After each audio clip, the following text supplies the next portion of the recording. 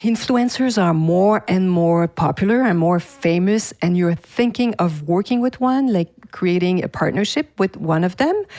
So this is what we're talking in this episode, how to choose a spokesperson.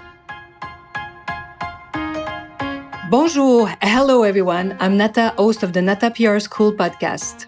You're a successful entrepreneur or marketing manager and you're about to launch a new product or service? Or you've been selling your goods for quite some time, but you want to learn how to increase your visibility, get known, and reach more clients? At Nata PR, we deal with real clients every day, and we'll teach you simple, fun, and honest PR solutions. You'll learn easy steps to combine PR to social media right now. Keep listening, and let's get started.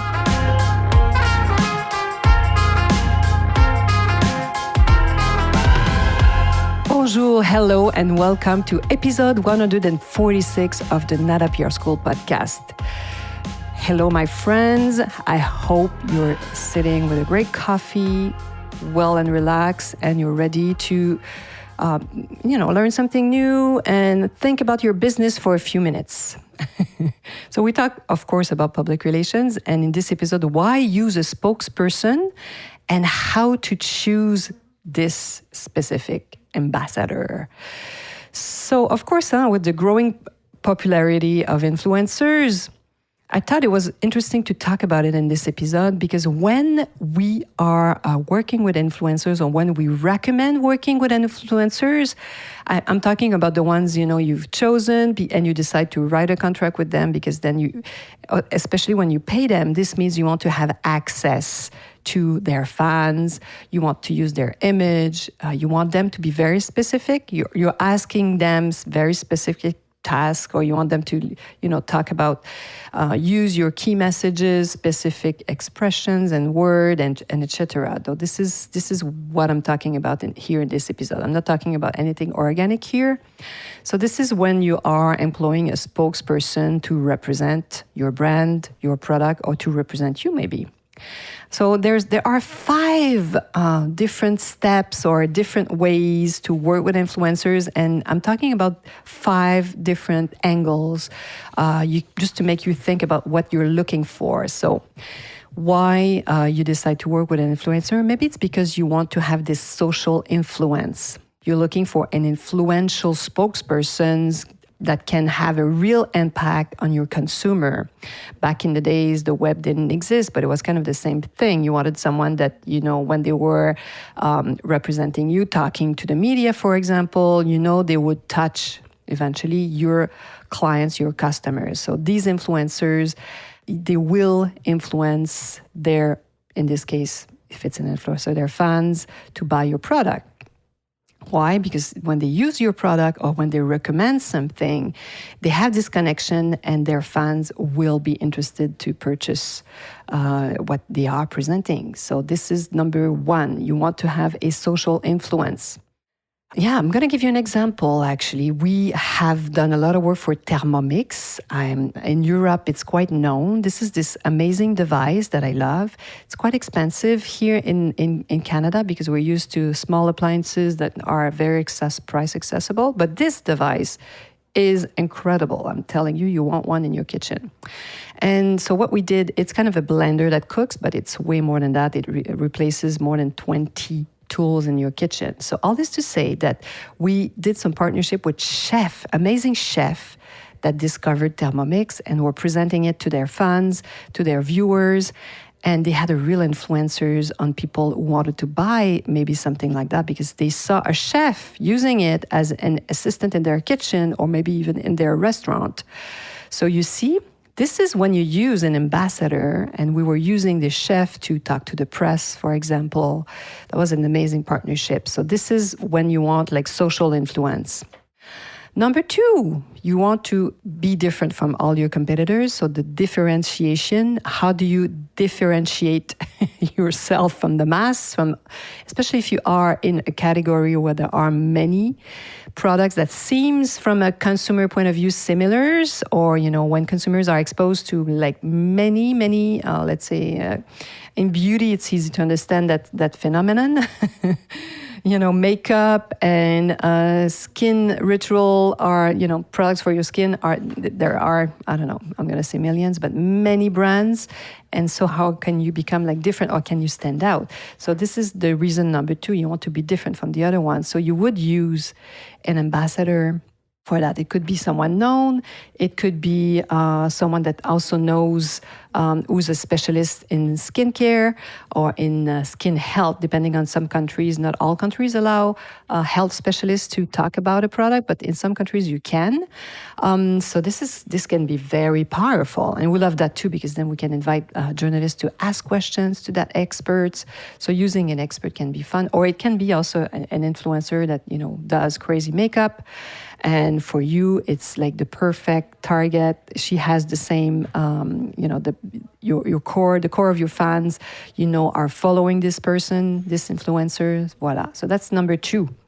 You want to differentiate yourself from your competitors. So number 1, social influence. Number 2, you can also choose an influencer for more than one reason, of course. But this is just to make you think a little bit, or if you're curious about how to choose an influencer or ambassador. Number 3, you want a real, this is to me a real spokesperson, so someone that can really transmit your key messages, that is a skilled communicator, knows how to sometimes communicate with their fans, or is very charismatic. So this is when you would use someone like that. So you're looking for someone that knows how to speak. Not influencers are great in that field. So for instance, if you are introducing, let's say, an innovation in your sector, and you know that your potential customers are not familiar with, let's say, your electric device, you have a new electric jet ski. So maybe it would be nice to have a famous person talking about it, explaining why they chose your device, or maybe, they even bought one at first, and then you decide to, hey, would you love to become a spokesperson for us? And maybe you sign a contract afterwards. So they have this genuine story where they discovered you and why, and etc. So this can be very, very powerful too. So number 3, someone that can really communicate and convey your key messages. Number 4, I love this one too, the emotional resonance. So you want a spokesperson or an influencer that really will generate this strong emotion, a person that can establish this connection, of course. And there's sometimes, it's their story that's very interesting. They have something personal that happened to them, and many people relate to that person in that sense. If you think about mommy bloggers, I think it's the perfect example of this point number 4, the emotional connection, resonance. Mommy bloggers have a huge power, because then they talk to other mothers who are living, let's say, the same thing they are. They love watching each other, or they love also to hear their recommendations, what they're using to make their baby's life more enjoyable, for example. So they have sometimes a very significant impact on their fans, as you can imagine. Personally, I love when we have products that really can cater to new mothers or young mothers, or family. It's fun to work with mommy bloggers, really. And point number 5 today, it's you want your product to become viral. Everybody is dreaming about that. So virality and sharing is what you're looking for. This is your must. This is something hard to realize. So sometimes, as I mentioned, of course, there are 5 different let's say, angles here that I'm talking about. You can be looking for more than one. But number 5, it will be, let's say, this spokesperson will share on social media something, and it will become viral. So the appeal of the spokesperson can really motivate their consumer to share what they are proposing, whatever they're talking about. So these influencers have to have a huge, what we call, engagement on social media, for example. This means, that they're so famous. It could be a huge star. If you have a lot of money, a big budget, you want to work with a big star because they're loved by so many people. And they will have a real influence, especially if they talk about your product, right? So, and I recall a public relations campaign where we chose an influencer. Her name is Miss Sushi at Home. So Miss Sushi à la Maison. She was French, in a very specific market for a brand called Natural. And they were launching the first ice cream mochi in the Canadian market. I think there were some others, but it was a first time that a big brand, big company, Canadian in this case, was launching something in their own market. And it was such a huge success. Why? Because Miss Sushi had this crazy following. Not so many, like her numbers of followers were not crazy high, but it's the engagement that was through the roof. So you see, sometimes it's not, you can look at people that have 1 million fans, but if the engagement is like, you see just a few people commenting or sharing, stay away from that. Don't pay that person too much money. You'd rather go with someone that has less fun, but huge, like hundreds and thousands of reactions to their posts, right? And that was her case. And before working with us, she was talking about mochi, explaining that it's a Japanese dessert. Normally, if you don't know what it is, it's very similar to a macaroon. So it's a round little dessert, and you can eat it with your fingers. And so they use a pasta made of rice, and inside they put ice cream in it. It's really delicious, really good. I love mochi myself. All this to say that she started talking about it, and then she told her fan, hey, I'm going to announce this crazy partnership, blah, blah, blah. And then when she really was talking about the Natra's mochi, she was asking all her fans, hey, let me know where you find it, in what supermarket, where did you find it? Oh my God, it became insane. People were sharing every time they were finding it. So it became something so really viral. Like it doesn't happen I haven't seen that very often between you and I, really. And my client was out of stock.